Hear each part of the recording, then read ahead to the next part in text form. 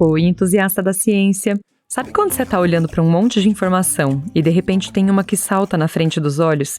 Isso foi o que aconteceu quando eu estava fuçando a programação científica da reunião anual da SBPC.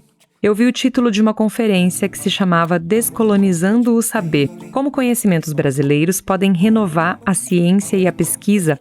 Tinha tudo a ver com o tema da série que a gente estava pensando aqui para o Som da Ciência. Mas sabe como é? Não dá para comprar um livro só pela capa. Aí eu fui ver quem é que falaria sobre o assunto. Ivan da Costa Marques. Alguém que vinha da engenharia eletrônica falando de descolonização me pareceu um negócio meio raro. É que, como ele mesmo disse depois na entrevista... Eu acho que as pessoas das ciências exatas têm pouco trânsito por essas questões. Elas acham que essas questões estão muito distantes do que elas estudam, então elas não se interessam. E aí eu acho, elas acabam sequestradas pelas ideias e pelas apresentações que as ciências exatas fazem delas mesmas. O professor Ivan se formou engenheiro no Instituto de Ensino Superior da Força Aérea, o ITA, no final dos anos 60.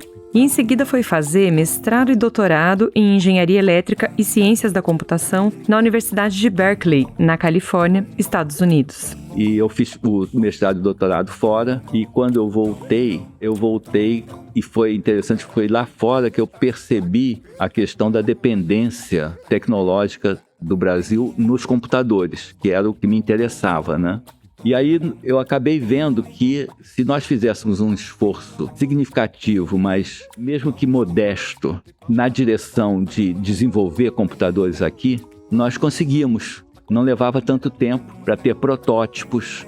A parte mais acadêmica e a parte mais científica da engenharia dos computadores, nós fomos capazes de fazer. É difícil resumir todos os campos em que ele atuou. Foi professor, pesquisador, gestor público e privado, acima de tudo um articulador. Por um lado, Ivan queria deslocar o Brasil de consumidor para produtor de tecnologia, por exemplo, com a criação de uma reserva de mercado para a produção nacional de mini-computadores. Esse mercado aí se conseguiu fazer, se conseguiu penetrar nesse mercado. A partir daí é que eu me interessei, primeiro pela economia do setor de computadores. E depois eu fui vendo, ampliando, tentando entender, e são muitos fatores, mas por que essa tentativa não floresceu, não foi adiante, como inclusive o grupo, que era um grupo engajado, ativista, que conseguiu fazer essa legislação de reserva de mercado, esperava. Na academia, ele passou a defender uma ciência que fosse menos submissa aos grandes temas internacionais e mais comprometida com os interesses locais. Assim, se tornou uma liderança no campo de ciência, tecnologia, sociedade, conhecido pela sigla CTS. E aí eu queria entender isso, e isso é que me levou às ciências sociais. Quer dizer, isso é que me levou a me afastar da parte, digamos assim, técnica, entre aspas, dos computadores, e procurar ler primeiro a economia, depois a sociologia, a antropologia e a filosofia da ciência e da tecnologia, e sempre preocupado com como é que isso rebatia aqui no Brasil, como é que nós, brasileiros, nos posicionávamos diante disso. Quanto de herança colonial resiste em como nós brasileiros nos posicionamos diante das coisas e como é que a gente encontra outros caminhos possíveis? Se você é do time que gosta de perguntas, eu trago uma boa notícia. Pode ser que o papo com o professor Ivan te leve a um montão delas. Eu sou Raquel Cagliari e o Som da Ciência já começou.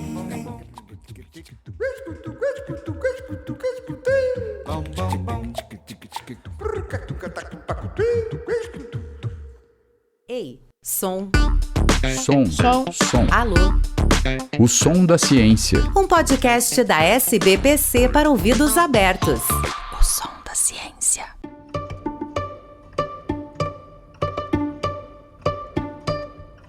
Ponto de partida da nossa conversa com o professor Ivan é um conceito que teve central na exposição que ele fez para uma sala cheia e bastante atenta na reunião anual da SBPC.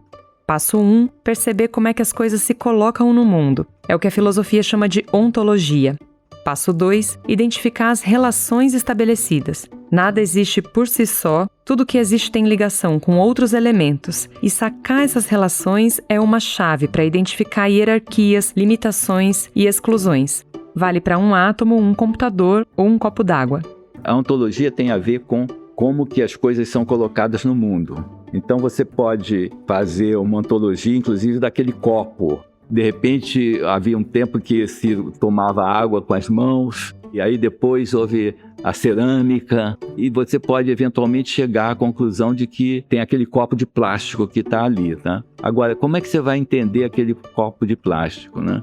Normalmente, ou dominantemente, né, a gente poderia ir esticando o significado de uma forma colonizada, a gente olha aquele copo de plástico como um produto fabricado por uma empresa para ser vendido. E não muito mais do que isso. Ele vai ter uma oferta e vai ter uma demanda. E é mais ou menos o que tem que se fazer sobre isso. E essa é a posição, vamos dizer assim, mais dura, colonizada. Se você se afasta um pouco dessa posição, você vai ver, não, mas isso aí é de plástico. Quer dizer, esse material vai ficar jogado, vai virar um lixo. Ter muitos desses no planeta, e isso pode eventualmente ter uma consequência, e são coisas que começam a preocupar. Então você começa a olhar esse copo não mais só como um produto que tem que ser fabricado, vendido e pronto, e acabou. Acabou não, o que acontece? E o que vem antes? E então a ontologia relacional vai dizer que esse copo, ele está e ele é fruto das relações.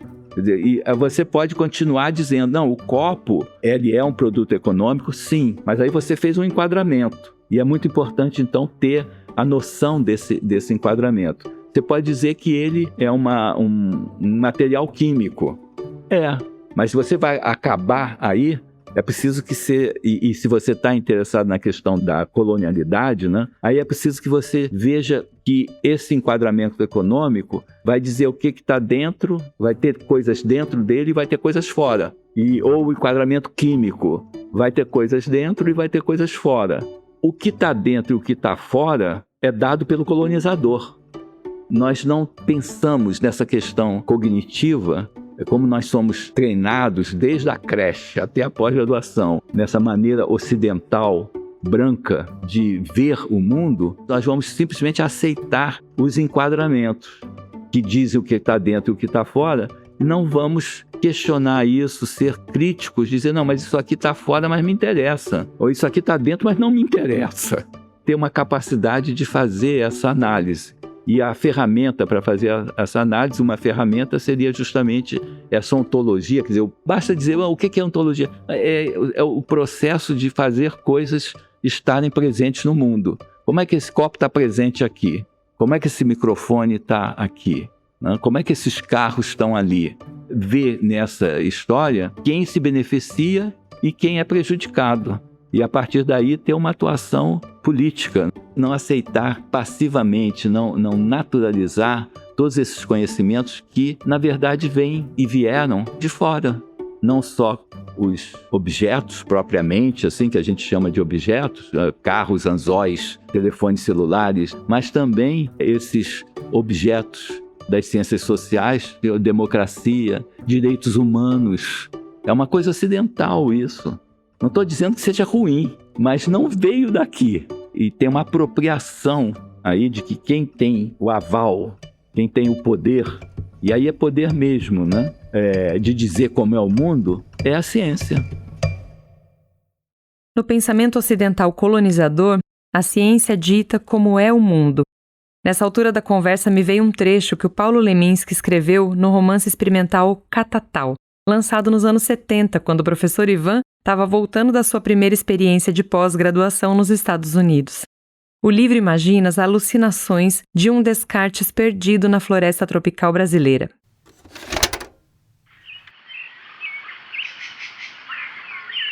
Viveiro! Está tudo morto. Por eles, as árvores já nasciam com o nome em latim na casca, os animais com o nome na testa. Cada homem já nascia escrito em peito o epitáfio. Os frutos brotariam com o receituário de suas propriedades, virtudes e contraindicações. Esse é o emético, esse é o diurético, esse é o antisséptico, laxante, dispéptico, adstringente, isso é letal. O relógio do sol aqui é cera derretendo, rejeitando a honra de marcar as horas. A ciência exerce o poder de dizer como é o mundo, e a ciência é, ela própria, também permeada de relações de poder. E nessa, os países do chamado Sul Global têm um papel definido.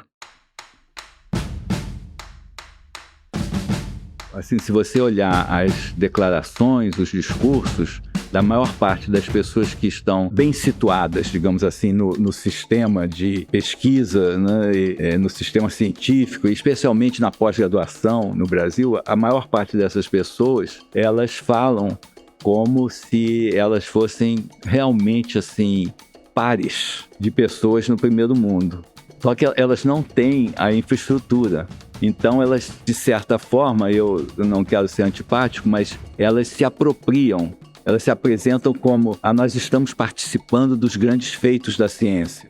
Seja uma vacina, seja colocar o homem em Marte, mas a capacidade que elas têm, essas pessoas brasileiras, né, têm de efetivamente participar, de fazer uma parte desses projetos em igualdade de condições, é pequena, né? O que é feito é, assim, no máximo, por exemplo, na área de saúde, as pessoas aqui, né, os pesquisadores aqui, serem contratados para fazerem papéis coadjuvantes. Então, você tem que testar, uma vacina testada no mundo todo. Aí tem um cientista brasileiro que fica responsável por um projeto que, na verdade, é testar a parte brasileira, mas as análises são feitas lá fora, tanto que as patentes são sempre de fora. Então a gente teria que olhar para outras coisas, inclusive que teriam infraestruturas diferentes e que tem muita coisa para ser estudada.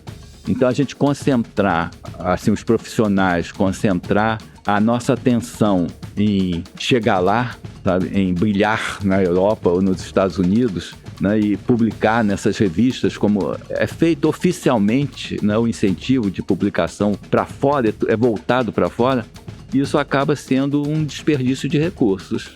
A valorização dos conhecimentos tradicionais na ciência é um dos caminhos que têm sido trilhados em oposição à lógica colonizadora. Se você ainda não ouviu, fica o convite para acessar a entrevista com o professor Tijolo, no primeiro episódio dessa série aqui do podcast. E também para ler a reportagem Troca de Saberes, na última edição especial do Jornal da Ciência. Outra boa leitura que eu preciso te indicar é um artigo recente da antropóloga Aline Moreira Magalhães. Ela entrevistou pesquisadores do INPA na Amazônia e analisa as grandes diferenças de valorização entre os mateiros da comunidade que participam do trabalho de campo, os pesquisadores brasileiros e os cientistas de países mais desenvolvidos. O link para o texto está na descrição desse episódio.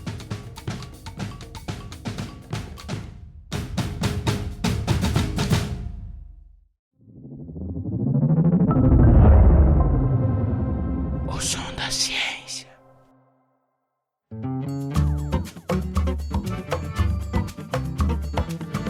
De volta à nossa conversa com o professor Ivan da Costa Marques, ele alerta que esse poder que a ciência tem para dizer o que é real ou o que é legítimo tem consequências práticas para as políticas públicas e que não podem ser ignoradas. E tem exemplos disso. Por exemplo, a multimistura, uma substância, um pó que uma pediatra que era do Pará desenvolveu, e isso cresceu bastante e chegou a um ponto em que milhões de crianças no Brasil, crianças muito pobres, se alimentavam dessa multimistura. Isso cresceu muito, mas chegou uma hora que os nutricionistas pegaram essa substância e fizeram uma análise química e chegaram à conclusão que não tinha nutrientes. Isso aí é uma farsa, é um embuste, porque se não tem nutriente não pode alimentar. Isso foi fatal para o desenvolvimento da multimistura, que era uma coisa espalhada pelo Brasil todo, que as mães das crianças nas escolas preparavam e tal. Com isso, a Zilda Arnes, por exemplo, que apoiava muito, meio que se afastou disso. A igreja continuou apoiando e hoje tem ainda algumas centenas de milhares de crianças que usam a multimistura. Mas as mães continuam dizendo que a multimistura faz bem para as crianças, que elas param de ter diarreia, mas o Ministério da Saúde, por exemplo, não consegue, seria iniciar uma luta em glória você fazer um programa oficial baseado numa multimistura quando você tem os nutricionistas dizendo que aquilo não alimenta. O caminho para o artigo em que o professor Ivan analisa essa questão também está na descrição do episódio. Ele não emite juízo de valor sobre a multimistura em si. mas analisa as implicações das tensões entre o conhecimento tradicional e o acadêmico, e também a necessidade de reconhecer as delimitações próprias do campo de visão científico. Esse poder de dizer o que é a realidade, né, que a ciência tem e que é falso, porque ela diz como é uma realidade, ela diz como é a natureza, né? Essas ciências são normalmente sobre a natureza. E ela diz o que é a natureza, mas não é qualquer natureza, é uma natureza prevista por ela. Qual que é a saída para isso? É uma questão bastante complexa. As consequências de pensar também dessa forma relacional, ela traz consequências, por exemplo, inclusive de romper com certas hierarquias que dão um certo ordenamento para o pensamento, né? O próprio pensamento cartesiano, assim, né? Funda muito a forma da gente pensar. A gente acaba com a ciência ou a gente constrói outra ciência a partir da ontologia relacional? Certamente seria outra ciência. Porque o pensamento cartesiano, né, se uniu muito ao empirismo, e esses dois aliados é que estão na base da ciência moderna e que possibilitaram esse movimento de justificar até, assim, eticamente, o conhecimento científico. Cria uma hierarquia de conhecimento e o conhecimento científico está no topo dessa hierarquia. E o pensamento cartesiano, quer dizer, Descartes, o empirismo, embora eles, filosoficamente, eles até se opõem, na prática eles construíram um apoio mútuo, essencialmente político, que levou à possibilidade do homem branco se apresentar como superior. Você nunca viu um negro medir cérebro de branco, porque não é a construção de conhecimento dele. Não quer dizer que ele não vá construir conhecimento, mas não é a construção dele. E o homem branco acha que a construção dele é a única, né? É um mundo único, né? de conhecimento, e ignora totalmente quem, vamos dizer assim, nem se interessa pela ciência e que não gostam da maneira de viver que acabou sendo a maneira resultante. Como eu falei, você vai olhar Minha Casa, Minha Vida, a casa é um conjunto de tijolos. Isso não é ontologia relacional. A ontologia relacional vai dizer, não, a casa é de tijolos sim, mas aí você enquadrou. E o que você deixa de fora? Você vai obrigar, as pessoas não estão acostumadas a viver nesse tic-tac. Podem aceitar porque estão numa situação pior, mas você não está enxergando de verdade as possibilidades de oferecer ou de interagir na questão da moradia com as outras pessoas.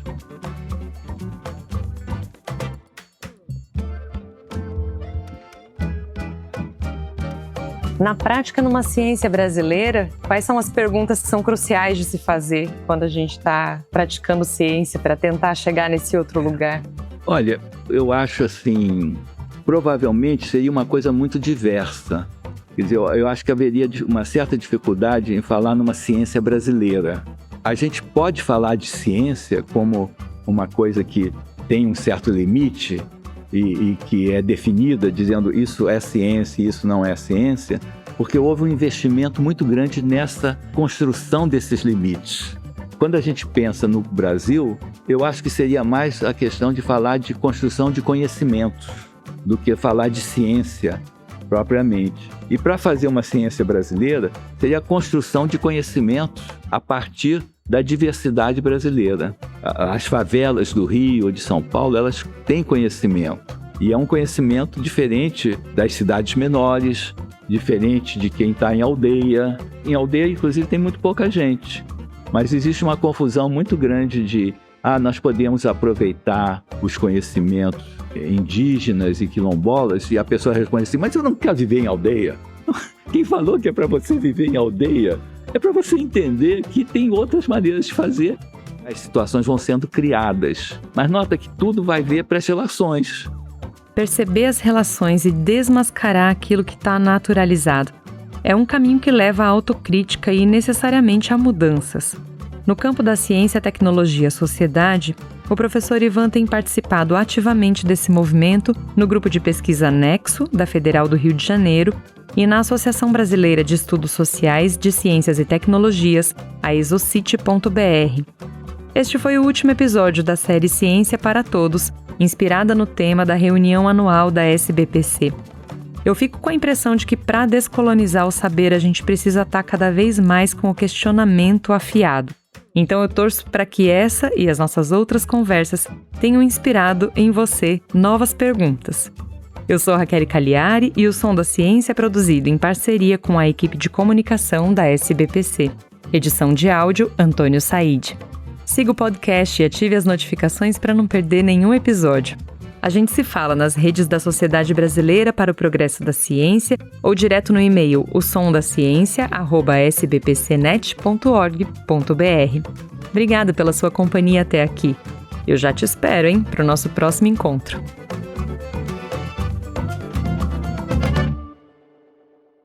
Você ouviu O Som da Ciência. Um podcast da SBPC para ouvidos abertos.